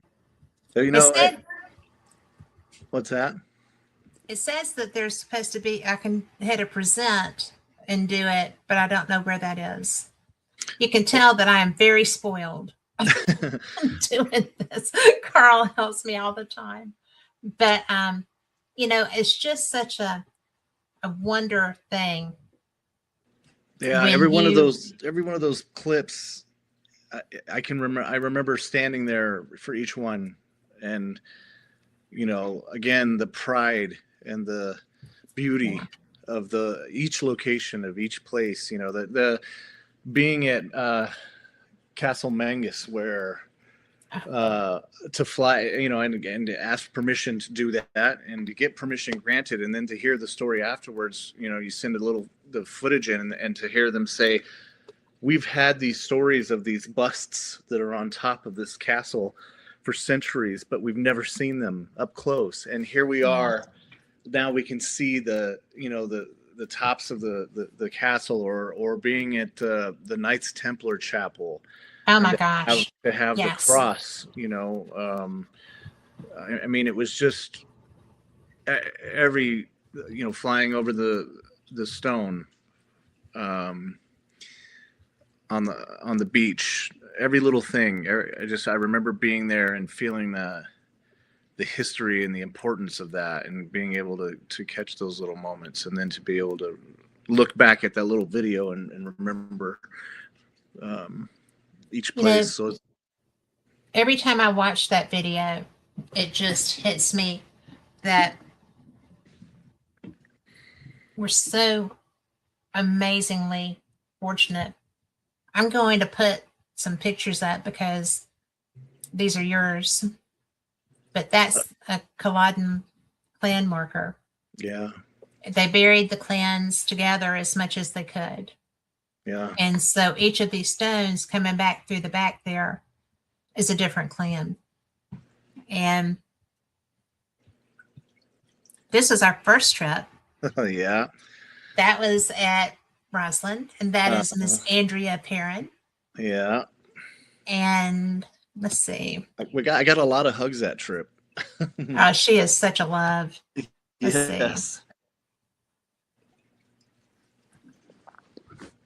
That's one of your images. Where is that? Oh, this is the Rick McCallum and I went to the murder house in Los Angeles where they filmed the first season of American Horror Story. And so this is the back of that mansion, that home. But we got to walk through there and do a little investigation down there in the basement, and um, that's a beautiful property too. Yeah, The exterior is gorgeous. yeah, it's beautiful. Some people might recognize that from American Horror Story season 1. It's very pretty. Yeah. Is it very active? Um. So we we've heard stories while we were there, and then Rick and I were down in the basement doing an investigation, and we had the whole thing happen again where his K2 started going off. And then as we're standing there, we had set REM pods up. REM started going off. He set up a REM pod in another room. So we had 2 REM pods. There were little rooms kind of off to the side there in the basement. And that REM pod started going off. I had another millimeter with the REM pod in the back part of the basement that while we were in the front doing, talking to the first one, that one behind us started going off. So yeah, we definitely had some experiences there with the equipment going off.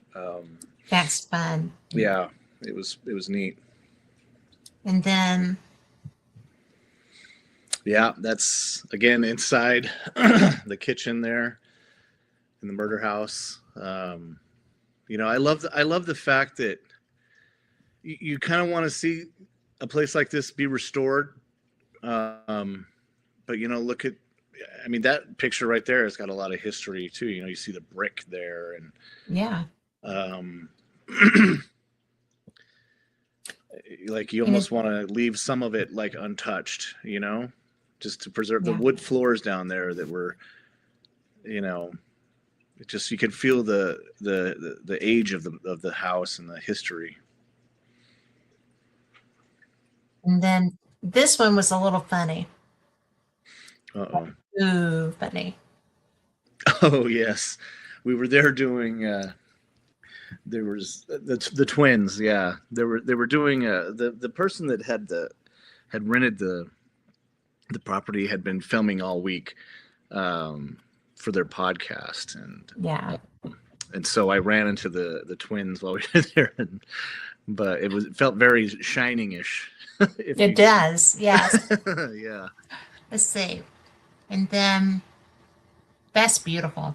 Yeah, just another living, I guess, the living area there. But look at the ceiling in there. That's what I'm saying. That's gorgeous. Yeah. Unbelievable. Beautiful. Mm-hmm. Yeah. And I'm going to tell you, when I first saw this photo, I'm thinking that that's at the Strathern. Oh, really? Right? Doesn't the carpet look similar? Yeah. And it does look like the Strathern. Yeah. Well, yeah. And here it definitely does. Mm-hmm. So the Strathern, y'all, is a beautiful hotel that we stayed at in Kirkcaldy. So Kirkcaldy is in Fife in Scotland. So, yeah, look at that staircase, and then oh my gosh, that staircase is amazing. I love it. Oh, this is Inverary, isn't it? It's Inverary, yeah. And in that little clip you showed with the drone footage, me flying over the water underneath the bridge, that's behind Inverary there. That castle is just gorgeous. They're all they're all wonders, but some of them you just, I don't know. This one was nothing but weaponry in the first floor.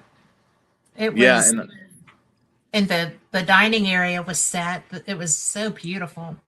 Yeah. But I love that you got this. This is one of my favorite images I've ever seen of Inverary Castle. Yeah, I think I got that when we were driving in. This is Sterling. Mm-hmm. But those roses are so pretty. The rose garden in Sterling. There's outside of Murder House again, Rick and I. You guys are such rascals. I know. Look at him. Look at that guy. But yeah. I kind of was like, I'm telling you, you wouldn't think that he was a great big ghost hunter, would you? Yeah. You kind of, I don't know. I think he would be a stunt man or something. Did anybody else like zoom in on this and see if there was anything peeking out of the windows up there? I, it has Well, it that looks feel, like, doesn't it? yeah, it does look like it. Yeah. And what is this? Oh, Oh, Inverary Inverary. from the, that's such a beautiful castle. Isn't she? I think I found one that looked like Dunrobin. Whoops, we were already there. Hmm. Yeah. Oh, there's Aerith. That was so cool.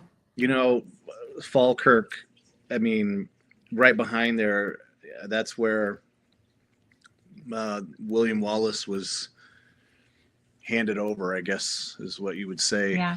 in Falkirk there. But if you look at that picture to the right of it there, when we first got to Aerith, the next morning we stayed at the hotel, but the next morning I woke up at like 4 a.m, just because of the time change and everything else. I couldn't Right. sleep, so I walked over to the castle, and there's a little hill there on that right hand side. And I just and the, the morning dew and just everything Scotland, and I just kind of laid there on the hill and looked out at the field there, and just you can almost just feel everything happening around you from that time. Or I don't, it's just such a different vibe. It is. Yeah, The I love energy there is beyond. It really is. it is. And I love Ayers Castle too. I love that castle. We had a great experience there. Yes. And got in trouble for it. Would have done it again 67 times. Worth it. Mm-hmm.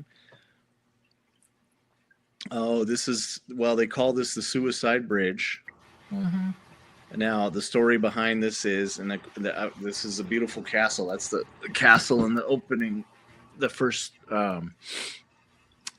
slide there in the little drone clip. But this is the other side of that castle, and on that bridge there, they call that Suicide Bridge. And it's the strangest thing. It's animals, dogs that just jump right off the side of that, unexplained. Some of them have survived the fall just to come back after their recovery and do it again. Like they just don't know why they do that. But it's a beautiful property. I mean, that's Overton House, isn't it? Yes. Wait. That was a beautiful house too. Overton. Yeah. But and the property on the other side of it was gorgeous. Yeah, it's just like a fairy tale, Well, it looks like a fairy tale there. That's what I'm saying. I mean, look at the it's just such a pretty, Scotland's gorgeous. I don't care where you are. Mm-hmm. Is this inside the castle grounds? This is, yeah. Stirling Castle. Yeah. Yeah. I mean, we had some. Oh, I took it off. I have the picture of me ducking to go into a hole in Stirling Castle, or a pathway. Why'd you take it down? Well, because we were doing other stuff. So I don't know. It might be in there somewhere. Yeah. Oh. That was. Yeah, we're there on the bridge again. Jay and Rick and I. I love. That's another side, another view of that house. That house was so pretty. Yeah, beautiful. And let's see if I can find. I think I only have your pictures in here. Mm-hmm.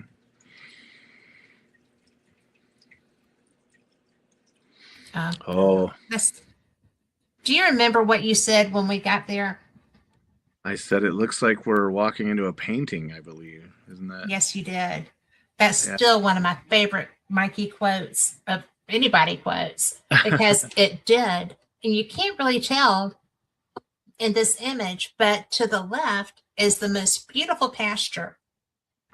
And I always tell people this because when we were coming in, there were long leaf, long needle pines. The needles were like this long, and the arms were drooping. Remember that road we came in on? Yeah. Yeah. I mean, it was so out of time. So out of time. Yeah. It was just brilliant. And then there's where you made your special friend. Oh yeah. And that's You had the best time there. that was in Perth, I believe. Yes. Since you were mentioning Perth. Yes, Perth. I love that town too, and that's the museum that they have. And if you have an opportunity to go, they really have done an amazing job of preserving. I mean, they have some maps Oh my gosh. upstairs. Yes. From the Yeah. 1400s. Yeah, part of the original building preserved. Like it's a great. If I recall, they were talking about one time. Isn't they it was a leather workers building, right? Isn't that where the Leatherman Yeah. shop was? The Fair Maid House, yeah, Lori. And so when they would come in from, sea and dock, they would come in and hit the leather shop there. And I think there's still the area that opens out to the street where they would walk up to the window and grab, shop through the window or whatever. But yeah, that's just, I just love that. I love that town. This is where we were walking through the street, and you look down and they have the grates in the ground that look like That are ghosts. Mm-hmm. They're But ghosts. they're markers. They're Yes. actually markers where they found bodies After the floods. Yeah, yeah. Like it's just another thing, another reason to love, Scotland, and you're walking in living history there. Yeah. Yeah. I wanted to show you this one. I think this is the one. Did you ever see this picture I took? No. Her head is transparent. There's a Yeah. picture I took just before that it's not. And I thought it was just my camera, right? But if you go back and watch the documentary that the Dark Zone made of our investigation through Scotland, when Kathleen got that shot on video, the same effect was in place. Really? And that's Laura. Isn't that Laura? Yes, that's Laura. Yeah. With no head or transparent head. Yeah. And again, I thought it was just, how I captured it. This woman actually, y'all, was very solid, right? There was no transparency to her. Definitely has a head. And so I just thought, and I'm a photographer. I've never had that happen with any of the portraits that I've done, any of the beach work I've done. Everybody always has their head. And so I just put it off to a fluke with my camera. Yeah. But if you go back and you watch the Dark Zone TV's episode of, what did they call that? Do you remember? The Dark Zone? Yeah, what the show was called? Well, are you talking about the series they did, or just when they filmed that this was on? Investigation? Because you can go back and watch the Balgoni investigation. Okay. But if you do that, the video has her with a transparent head as well. Yeah. Both cameras should not have done that. Maybe she's, got royalty blood, and it was an off of their head thing. I don't know. The rest of her is fine. Yeah, maybe her cousin's cousin was like a queen or something, and a Mary, and they just, I don't know. I don't know. But isn't that the most bizarre photo? It's, very. I can't tell you how many photos I've taken. That's the most bizarre. Yeah. And oh, wow. That's a good one. Inverness Bridge. Yeah. So, wait, was that yours? Mm-hmm. Yeah. Yeah. So what are the 3 bridges there, right? That you can right. walk across, and that was, And where we stayed was right on the other side of that. Yeah. That's the River Ness. It is indeed. And that's technically where Loch Ness started. Mm-hmm. The Loch Ness Monster originated in the Yes. River Ness and then got cast out to the loch, never to come back Yes. to the river. But yeah, in Inverness. Which is such a beautiful town. It is. Right behind us is where we enjoyed our bacon cheeseburgers. Yes. Yeah. And I remember one time we were walking across that bridge coming into town behind us there, and I saw a couple of famous people up there having lunch. Do you remember? I think That you was were so one of them. funny. Yes. Yeah. It was great. We looked out the window, guys, and Mikey's like, That's Rick McCallum. That's Rick yeah. McCallum and Cat Hobson. It was hilarious. It was so fun. It was good times. And every day there was fun. Yeah. So, and Jim said maybe it was a spirit passing through when I took that picture of her. I mean, how do you? You could send that photo in to be broken down and the light spectrums and the this and the that, but I don't know. It's unexplainable. It's paranormal. That's for It sure. is. Well, and the fact that Kathleen, who is, she worked on Ghost Hunters, she's worked on everything. She is a professional. Yeah. And it happened with hers too. Yeah. Blew me away. And there is Bannockburn. There's Bannockburn, and that's where Lori killed people. Yeah, that place. That I would love to spend a night in Bannockburn, and I would too. This is our second trip. Our first trip, we were denied access to that.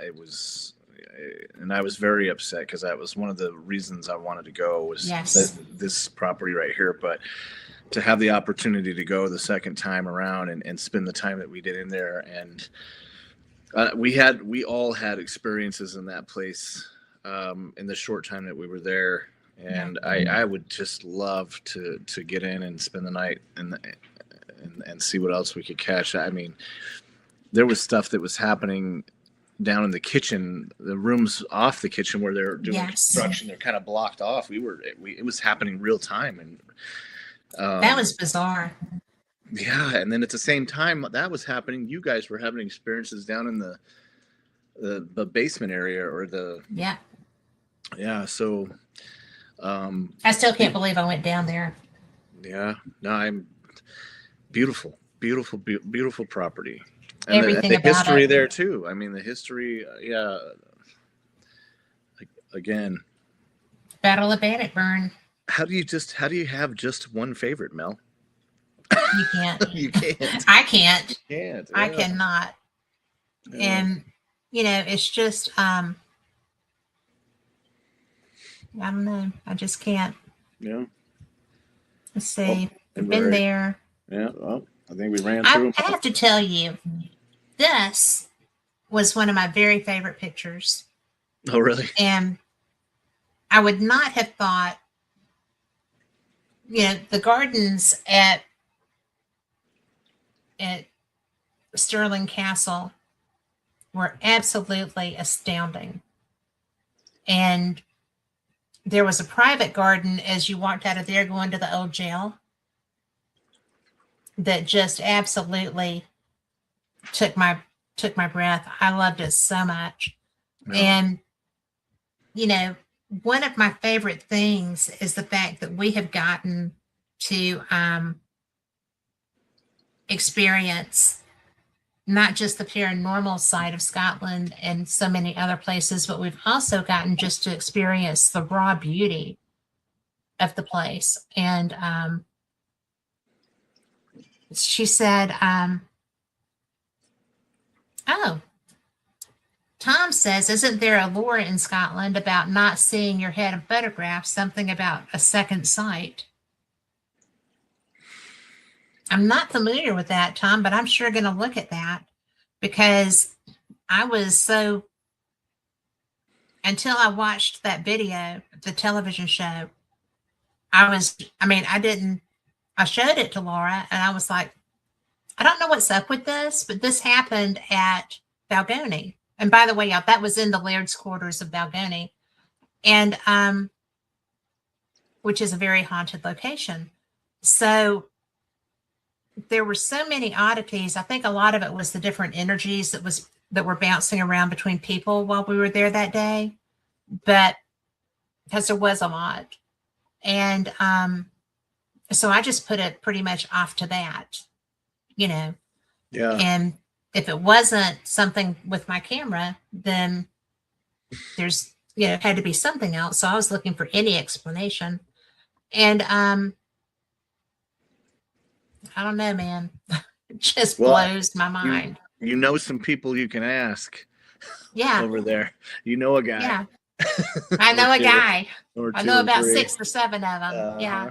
But, we got to investigate the Laird's quarters when we were there. Yeah. This year. Okay. Well, I missed that. But when we were there before, that was one of the reasons why when we went back and did the museum, that I had set up equipment everywhere that I had, because in the Laird's chamber up there, that first time, Gregor had set his tri-field meter in the back. I had a REM pod behind us directly across from it. We had, a Mel meter. We had REM pods. We had kind of surrounded the room with equipment. And yes. Gregor's tri-field went off. And then the REM went off, and then the Mel went off, and Rick's over here with his K2 going crazy. So we were having this thing happen, and I felt like it was. I'd even asked, were there ancillary, or when they had their secret meetings up here, the Laird and his guests, and they talked about money and war and everything private up here. Were there still servants that would have stayed kind of in the shadows at the helm, ready to go get wine or whatever they needed? If he said, go get me something, they weren't supposed to be listening to what was happening, but they were kind of, in the background. And if that's the case, would there still be people feeling like they needed to stay there, ready to serve or do whatever at any moment, whenever they're called to? And they were like, yeah, absolutely. They would have people that do that. So maybe we were picking up people moving around in the while we were having our meeting, it was just a thought, but I specifically set the equipment up that way again downstairs because of that experience that we'd had the first time. And, it went nuts. That makes sense. Yeah. I mean, I get clowned on because of all this gear that I drag into places, but sometimes having a piece of equipment on every piece of furniture, comes in handy if you're recording the environment and changes and things like that. It works out. But you need them. Yeah. I carry a buttload of stuff too, and and look what there's happens. A reason for that. Sometimes it works out. Sometimes I'm going through all the videos on my computer looking for that Balgoni. Yeah. Well, we'll just have to do another one, Kat, where we have. I'm down with that. We can just do video evidence all day. Yeah, we do a series about it. Just that would be fun. We can put stuff in because you don't really see much of mine, so I can pop stuff in there too, and we can critique each other's and get some feedback on what you think is going on in it. I'm embarrassed to admit I have over 20 terabytes of video on hard drives that I have not gone through. I don't even know how much I have because I do not keep up with mine quite like you do. Yeah, it's a mindset thing. It's also, it's a lot of work. It is a lot of work, but it's worth it. Yeah, we got to get some fires under each other again. We got to get Rick on YouTube. This guy's got stuff, tucked. We should make our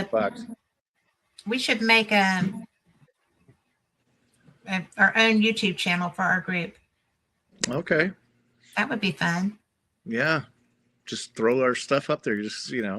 People ask all the time, what's your YouTube? I'm like, I suck at social media. It's criminal that you don't have one. Okay. It is. Yeah. It is. But maybe 2026 I'll have one up, Hey, I am ready to see it because you know what? You do such a good job. You really do. You're so good at that. Yeah. So, we are out of time. I'm All right. so glad you were here. Thank you. Thank you for having me. It's good to be back. Had good to be had. I miss you. Miss you guys. Miss you too. I All so right. enjoyed seeing you face to face and sitting down and breaking tuna. Yes. Yes. So It was a happy little it worked out. It worked out. So it did. So, everyone, thank you so much for being here. You're the reason we do this, and we will see you next week. Same cat time, same cat channel. I sure do appreciate y'all being here.